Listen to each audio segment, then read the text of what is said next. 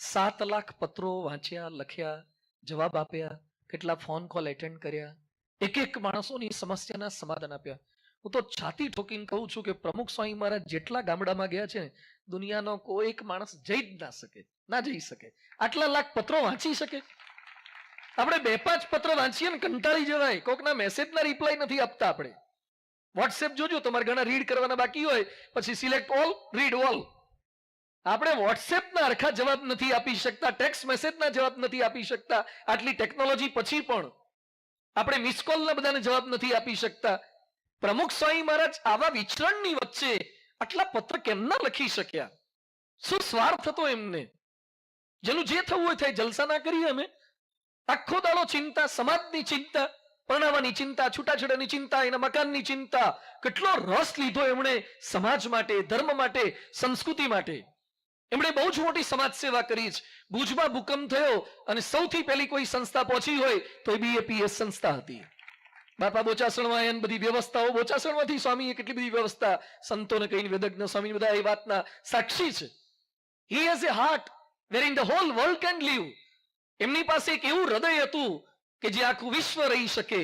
એમણે ખાલી ભાગવતની કથાઓ નથી કરી, એમણે રામાયણની ખાલી ચોપાઈઓ નથી ગાઈ, એમણે ઉપનિષદના ખાલી મંત્રો નથી બોલ્યા. કથાકારો ઘણા છે, રામાયણની ચોપાઈઓ બોલનારા, ભાગવતના શ્લોકો બોલનારા, પણ કથા પછી ઉતર્યા પછી કેટલાના ઘરની અંદર તમે ભાગવતની ગંગા વહાવી? કેટલા લોકોને વ્યસન મુક્ત કર્યા, કેટલા લોકોના પરિવારના ઝઘડા મિટાવ્યા, કેટલાને રામ સીતા જેવી યુગલ ઉપાસના દ્રઢ કરાવડાવી. પ્રમુખ સ્વામી મહારાજે રામાયણની કથા નથી કરી, પણ રામ સીતા જેવી લાખો જોડીઓ તૈયાર કરી છે. સ્વામીજી ખાલી ભાગવતની પારણો નથી કરી, પણ ભાગવત જેવી ભક્તિ એ લાખો ઘરોમાં દ્રઢ કરાવી છે. એ જીવંત ભાગવત હતા, જીવંત રામાયણ હતા પ્રમુખ સ્વામી મહારાજ. તો સામાજિક સેવા, મચ્છુમાં ડેમ તૂટ્યો ત્યાં મોરબીમાં, અને તાત્કાલિક એમણે આકાશવાણી રેડિયો પરથી જાહેરાત કરી દીધી. પોતે ત્યાં પહોંચી ગયા, પૂજ્ય ત્યાગ વલ્લભ સ્વામી ત્યાં સેવા કરવા પહોંચી ગયા.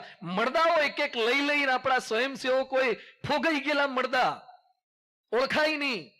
એના અગ્નિ સંસ્કાર BAPS ના સ્વયંસેવકોએ કર્યા છે. એ કોઈ BAPS ના મામા માસીના દીકરા નહોતા થતા. અને આ વખતે રશિયા અને યુક્રેનનું યુદ્ધ હતું.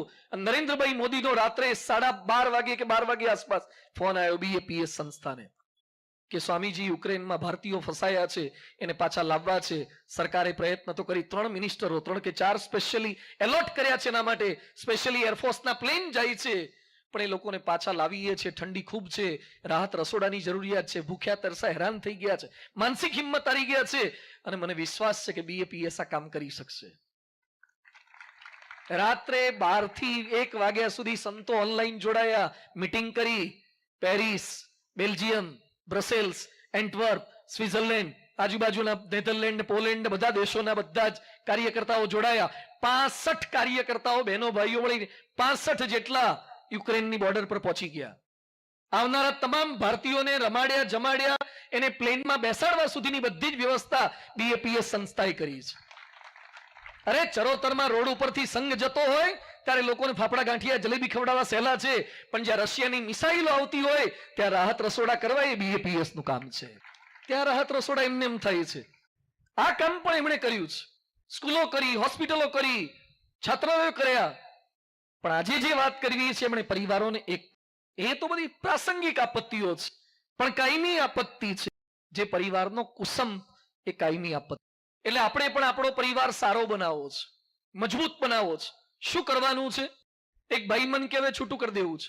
મને કહેવે કંટાળી ગયો, થાકી, આમાં કઈ ફેરફાર થાય એવો જ નથી. તો પછી શું કરશું? મને કે નવું લાવશું. નવું લાવવાનું?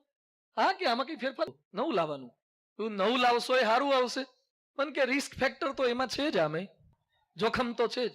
નવું આવશે કે દૂધ વેલું નહીં આવે, એમાં એના કરતા આમાં ખેંચી કાઢો ને. બહુ મેન્ટેનન્સ બહુ આવે છે. થોડું ઓઇલિંગ કરાવો યાર. નહીં, ગાડીમાં અવાજ આવતો હોય, સાયકલની ચેન ઉતરી જાય, ચોમાસામાં કડક થઈ જાય તો શું કરવું પડે? નહીં, આમાં ફેરવ્યા કરીને ઓઇલ. ફ્રિક્શન વધે તો શું કરવાનું? ઓઇલિંગ કરવાનું. ઘર્ષણ વધે તો ઓઇલિંગ કરવાનું. આપણે ઓઇલિંગ કરતા જ નથી, ખેંચ ખેંચ કરીએ. પેટ્રોલમાં થોડું ઓઇલ નાખવું પડે. એમ લગ્ન થયા પછી ઓઇલિંગ કર્યું? પરિવારમાં ઝઘડા થાય છે, ઓઇલિંગ કર્યું? એના માટે કઈ બેરેલમાં ડુબાડવાના હોતા નથી. આજે થોડી ઓઇલિંગની વાતો. કારણ કે મારી દીકરીએ એસિડ પી લીધું છે, કોઈ ડોક્ટરની ભલામણ કરો ને તાત્કાલિક, એટલે ગેસ્ટ્રોઇન્ટોલોજીસ્ટ પાસે મોકલ્યા. એસિડ પી ગઈ છોકરી. એસિડ કઈ પીવાની વસ્તુ છે યાર? બધું એસિડ શું કરવા પીધું? મને કે એની સાસુ બોલ્યા. જો સાસુ તો જન્મસિદ્ધ અધિકાર છે. સાસુ બન્યા પછી કઈક તો પાવર મળવો જોઈએ ને. એ તો બોલે, બધું બોલે એમાં શું ખોટું લાગી ગયું? હા કે ખોટું લાગ્યું કે મારી સાસુ મને બોલ્યા કેમ? તે એસિડ પી લીધું. તું સાસુ બોલે, રસ ના પીવાય, સ્પ્રાઇટ પીવાય, બરફના ગોળા ખવાય, કેરીનો રસ પીવાય, શેરડીનો રસ પીવાય. એસિડ પીવાથી સાસુનો શું લાભ થયો? સાસુને કોઈ તકલીફ નથી, પણ હિંમત હારી ગયા. આપણે પણ દુઃખો પ્રશ્નોમાં ક્યાંક આવા સોલ્યુશન શોધીએ જ. આ કોઈ ઉપાય નથી. તો પહેલો ઉપાય છે, જેટલા અહીંયા પરિવાર લઈને બેઠા છો ને, પ્રમુખ સ્વામી મહારાજ કહે છે ખમવું, ઘસાવું, અનુકૂળ થવું, મનગમતું મૂકવા, એમને ઉપાય બતાવ્યા છે. ડોક્ટર સ્વામી મિલન, મદદ, મહિમા અને માફી, આ ઉપાય બતાવે છે. એ બધાના સાર સ્વરૂપે કેટલાક મુદ્દા આજે આપણે વિમર્શ કરવો છે. પહેલું છે, પરિવારમાં સમય આપજો. બધા જ પરિવારના તમામ સભ્યો એકબીજાને સમય આપવો. બેસવું, કામ ના હોય તોય બેસવું, કશું જ કામ ન હોય તો ગપ્પા મારવા, પરિવારના સભ્યો સાથે ગપ્પા મારવા, પણ બેસવું. સ્વામીજીએ તો ઘર સભાનો સરસ ઉપાય બતાવ્યો છે. પણ રોજ સમય તો આપો. અ family who plays together, who prays together, જે ભેગા બેસી શકે. આજે સોશિયલ મીડિયાએ, ડિજિટલ મીડિયાએ આપણને દૂરના માણસો નજીક લાવી દીધા. ઘરમાં 4 સભ્યો ભેગા બેઠા હોય સોફા સેટ પર, તો એ બધા ચારે ચાર ઓનલાઈન હોય. અને જે જાજા ઓનલાઈન હોય આઉટલાઈન જ હોય. સમજો, જે જાજા ઓનલાઈન રહે ને, આઉટલાઈન જેમ સ્પીડમાં ગાડી જાય એટલે શું થાય? વાઇબ્રેટ થાય, પછી કંટ્રોલમાં ના રહે. સ્પીડ વધે, એક્સિડન્ટની શક્યતા વધે. એમ જાજા ઓનલાઈન રહો, આઉટલાઈન જવાની શક્યતા વધે. તો સમય આપો, પરિવારના સભ્યોને સમય આપો, બેસો. એકવાર એક ભાઈને મેં કીધું, છોકરાઓને ટાઈમ આપો છો? બાળકોને ટાઈમ આપો બધા જ. મને કે ટાઈમ રહેતો નથી. જેને બાળકો માટે ટાઈમ ન હોય, બધા જ વાલીઓને હું કહું છું, if you do not have time for your children, you do not have right to produce the children. તમને બાળકો માટે સમય ન હોય ને તો બાળકો પેદા કરવાનો તમને કોઈ અધિકાર નથી. મોબાઈલનું બિલ ભરવાની તેવડ ના હોય તો મોબાઈલ ના લેવાય, પેટ્રોલના પૈસા ના હોય તો ગાડી ના લેવાય, હપ્તાની તેવડ ના હોય તો લોન ના લેવાય, હપ્તાનો વિચાર કરીને પછી લોન લેવાય. એમ બાળકો માટે ટાઈમ ના હોય તો બાળકો પેદા ના કરાય, કોકના છોકરા રમાડી લેવાય. તમારા ઘેર છોકરા છે, you have to spare the time. તમારે ટાઈમ આપવો જ પડે. તો બધા જ વાલીઓની મારી વિનંતી છે, પત્નીને, પરિવારના સભ્યોને બધાએ પૂરતો સમય આપવાનો છે. ભેગા બેસવાનું. પ્રમુખ સ્વામી મહારાજ સંતો સાથે હસી મજાક માટે ઘણી વાર હિંડોળે બેઠા હોય, બીજી વાતોચીતો કરતા હોય, એક રેવાય, ડિસ્ટન્સ વધે, ફરથી પાછા ભેગા થવાનું છે, સમય આપવાનો છે. બીજું, બાળકોને શિક્ષણ આપવાનું છે સારું.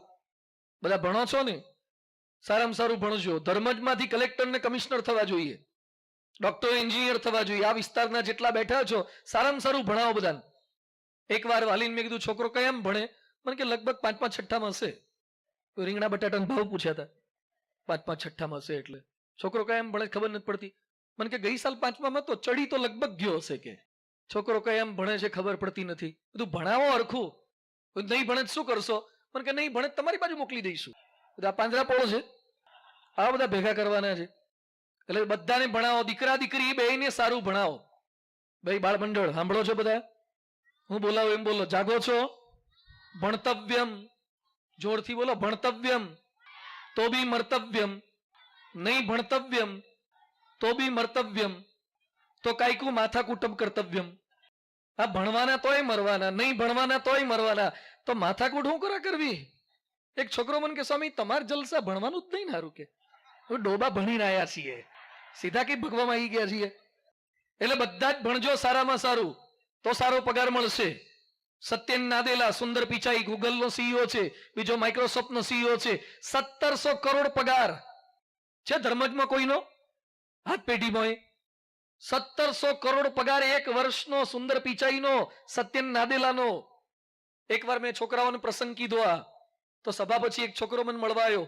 મને કે 1700 કરોડ? મને કે 1700 કરોડ નું કરતા શું હશે? ખાઈ ખાઈને પાણીપુરી કેટલા ની ખાય? એને હરાન પાણીપુરી જ હુજી. બધું 1700 કરોડ નું કરતા શું હશે? પ્રશ્ન ના પૂછીશ. એને એવું શું ભણ્યો કે એને 1700 કરોડ આપે છે?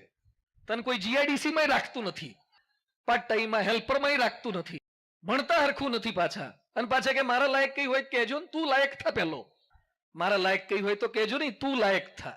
ઘણા ઉંમર લાયક એની જાતે થઈ જાય, પણ લાયક થતા નથી. ઉંમર લાયક થવા માટે કશું ના કરવું પડે, લાયક થવા માટે તમારે મહેનત કરવી પડે. એટલે બધા જ બાળકો, બાલિકાઓ બધાને સારું ભણાવવાના. આજે અમે 1200 સંતો છીએ. કેટલા ડોક્ટરો, કેટલા એન્જિનિયરો? આ વેદજ્ઞ સ્વામી જ એન્જિનિયર થયેલા છે. બધા કેટલા ભણેલા ગણેલા, બધા ગ્રેજ્યુએટ થયેલા સંતો છે. બધા જ ગામમાં સારામાં સારું ભણવાનું, પાછું તમારે ભણવાનું, ખૂબ સારું ભણવાનું, તો પરિવારનું નામ રોશન થાય. અને બીએપીએસ સંસ્થા પણ શીખવાડે છે, બાળકોને તાલીમ આપે છે. તો આપણા ઘરમાં શિક્ષિત વાતાવરણ હોવું જોઈએ, પરસ્પર સમય આપવાનો છે. અને ખાલી શિક્ષણ નહીં, પછી લક્ષણ આપવાનું. એટલે પ્રમુખ સ્વામીજી મહારાજ કહેતા, જો સંતાનોને સંસ્કાર નહીં આપો તો સંતતિ અને સંપત્તિ બંને ગુમાવવાનો વારો આવશે. વિજયપત સિંધાનિયા રેમંડ કંપનીના માલિક, 12,000 કરોડની એસેટ, પાયલોટ થયેલો માણસ, લંડન થી જાતે પ્લેન ચલાવી, ચાર્ટર્ડ પ્લેન ચલાવી અને બોમ્બે સુધી પોતે આવ્યો. વિજયપત સિંધ હોટ એર બલૂન ચલાવે, પાછો પ્લેન ચલાવે, હોટ એર બલૂન, પેલું આકાશમાં જાય ને છત્રી નીચેથી ગેસ પડકાવે, એ હોટ એર બલૂન ચલાવે. બોમ્બેના મોહનભાઈ શરીફ હતા, એમ એક સમયનો આ વિજયપત સિંધાનિયા શરીફ. છતાં એને સગા દીકરા સાથે પ્રશ્ન થયો છે. યુટ્યુબ પર એના વિડીયો પણ છે, વિજયપત સિંધાનિયાના, રેમંડના માલિકના. આખી દુનિયાને રેમંડના કપડા પહેરાવનાર 12,000 કરોડનો માલિક, એના છોકરાએ એના ખેંચી લીધા, કશું દીધું નહીં. ઝઘડા ચાલે છે.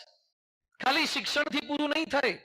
ઘણા વાલીઓ શું છે, ડોક્ટર બનાવો છે, એન્જિનિયર બનાવો છે, કેટલા ટકા આયા, ટકાની માથાકૂટમાં બહુ પડશો નહીં. ટકા લાવવાના છે, પણ એકાદ ટકો ઓછો આવે એમાં જિંદગી હારી નહીં જાય. અને એમાં સરકારે પાછું નવું ખોલ્યું છે, પેલું પીઆર લાયા છે, પર્સન્ટાઇલ. અને બધાને ઊંઘમાં જ રાખે છે. પર્સન્ટેજ ઓછા હોય, પીઆર જાજા હોય. એટલે છોકરાઓ મોટે ભાગે પૂછીએ એટલે શું બોલે, પીઆર આયા 98 ને 99 ને. એ તો બધી ભ્રામક છે, સાચા તો પર્સન્ટેજ જ છે. પણ એકાદ ટકો ઓછો આવી ગયો છે, હિંમત નહીં હારી જવાય. નરેન્દ્ર મોદીને કેટલા ટકા આયા હતા ખબર છે? આજે રિઝલ્ટ 10માં કેટલા હતા, 12માં કોઈ પૂછે છે? જેનો 10માં બોર્ડમાં નંબર હતો, 12માં બોર્ડમાં નંબર હતો, જે સીએ થયો, એનું નામ કુંતલ શાહ. એ અત્યારે અમદાવાદની સાબરમતી જેલમાં છે. કુંતલ શાહ, 10માં બોર્ડમાં નંબર, 12માં બોર્ડમાં નંબર, સીએ થયો, સાબરમતી જેલમાં, કારણ કે ક્રિકેટના સટ્ટામાં આવી ગયો. તમારા દીકરાને બોર્ડમાં નંબર આવી જાય એટલે પૂરું થઈ ગયું, એન્જિનિયર થઈ જાય એટલે પૂરું થઈ ગયું. આઈઆઈટી થી આત્મહત્યા કરે છે, એટલે ખાલી આઈઆઈટી એ પૂરતું નહીં થાય, ડોક્ટરોમાં પૂરતું નહીં થાય, એને સંસ્કાર આપવાના છે. દીકરા દીકરીને ખાલી મોબાઈલ વાપરતા આવડતાથી જ્યારે રાજી ના થતા, મોબાઈલ વાપરો છો બધા, પપ્પા કરતા જાજો તમે જ વાપરો છો. મોબાઈલ લઈ લે છે, ખિસ્સામાંથી કાઢીને લઈ લે. અને હવે તો બધા સ્માર્ટ થઈ ગયા. અમે લંડન ગયા હતા, સભા કરીને એક ભાઈના ઘરે જમવા બેઠા, તે ઘોડિયામાં છોકરું રોવા માંડ્યું. એ બધું એની મમ્મીને આપી આવો, અને આપણે ખાતા હોય ને રો રો કરે, મજા ના આવે. બધું અંદર આપી આવો તો છાનો થઈ જાય. મને કે ના ના, અંદર નથી આપવો, ભલે તમારી બાજુમાં બેઠો. એટલે મેં કીધું અવાજ બહુ કરે છે, રડ રડ કરે, બિચારો દુખી થઈ જાય. મને કે હમણાં છાનો કરી દઉં. તે આઈફોન કાઢ્યો એમ, અને પેલું નાનકડું ટાબરિયું હારું અમેરિયન જેવું સીઈઓ છે, બીજો માઇક્રોસોફ્ટ નો સીઈઓ છે, 1700 કરોડ પગાર છે. ધર્મજમાં કોઈનો હાથ પેઢીમાં 1700 કરોડ પગાર એક વર્ષનો, સુંદર પિચાઈનો, સત્યન નાદેલાનો. એકવાર મેં છોકરાઓને પ્રસંગ કીધો, આ તો સભા પછી એક છોકરો મને મળવા આવ્યો. મને કે 1700 કરોડ, મને કે 1700 કરોડ નું કરતા શું હશે? ખાઈ ખાઈને પાણીપુરી કેટલા ની ખાય, એને હરણ પાણીપુરી જ હુજી. બધું 1700 કરોડ નું કરતા શું હશે પ્રશ્ન ના પૂછીશ. એને એવું શું ભણ્યો કે એને 1700 કરોડ આપે છે? તને કોઈ જીઆઈડીસી માં રાખતું નથી, પાર્ટ ટાઈમ માં હેલ્પર માં રાખતું નથી, ભણતા હરખું નથી પાછા. અને પાછા કે મારા લાયક કઈ હોય કહેજો ને, તું લાયક થા. પેલો મારા લાયક કઈ હોય તો કહેજો નહીં, તું લાયક થા. ઘણા ઉંમર લાયક એની જાતે થઈ જાય, પણ લાયક થતા નથી. ઉંમર લાયક થવા માટે કશું ના કરવું પડે, લાયક થવા માટે તમારે મહેનત કરવી પડે. એટલે બધા જ બાળકો બાલિકાઓ બધાને સારું ભણાવવાના. આજે અમે 1200 સંતો છીએ, કેટલા ડોક્ટરો, કેટલા એન્જિનિયરો. આ વેદજ્ઞ સ્વામી જ એન્જિનિયર થયેલા છે. બધા કેટલા ભણેલા ગણેલા, બધા ગ્રેજ્યુએટ થયેલા સંતો છે. બધા જ ગામમાં સારામાં સારું ભણવાનું, પાછું તમારે ભણવાનું, ખૂબ સારું ભણવાનું, તો પરિવારનું નામ રોશન થાય. અને બીએપીએસ સંસ્થા પણ શીખવાડે છે, બાળકોને તાલીમ આપે છે. તો આપણા ઘરમાં શિક્ષિત વાતાવરણ હોવું જોઈએ, પરસ્પર સમય આપવાનો છે. અને ખાલી શિક્ષણ નહીં, પછી લક્ષણ આપવાનું. એટલે પ્રમુખ સ્વામીજી મહારાજ કહેતા, જો સંતાનોને સંસ્કાર નહીં આપો તો સંતતિ અને સંપત્તિ બંને ગુમાવવાનો વારો આવશે. વિજયપત સિંધાનિયા